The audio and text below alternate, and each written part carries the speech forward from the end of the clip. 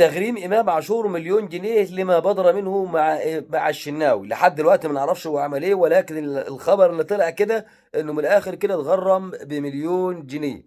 ده غير ان هو مش هيتدرب مع زمايله في تدريبات الجماعيه. لكن طبعا يطلعوا شويه يا جماعه كده بيزيطوا في الزيطه ويتكلموا، كلهم اغلبهم بوابين. في البدايه لو كان امام غلط فهو طبعا الاهلي فوق الجميع ويطبق عليه العقوبه، ودي علامه واضحه جدا ان احنا اي لاعب بيغلط مفيش حاجه اسمها بلا استثناء، كله بيطبق عليه العقوبة والغرامات.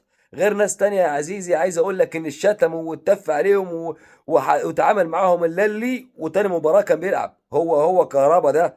ده غير طبعا عايز اقول لك ان الكابتن شلبي ودونجا وعبد الواحد اللي راحوا في الامارات هناك وعرونا وعملوا مشكلة واتحبسوا واتحلق لهم، ورجعوا هنا ما حدش قال لهم انتوا بتعملوا ايه، حتى ما تغرموش بجنيه.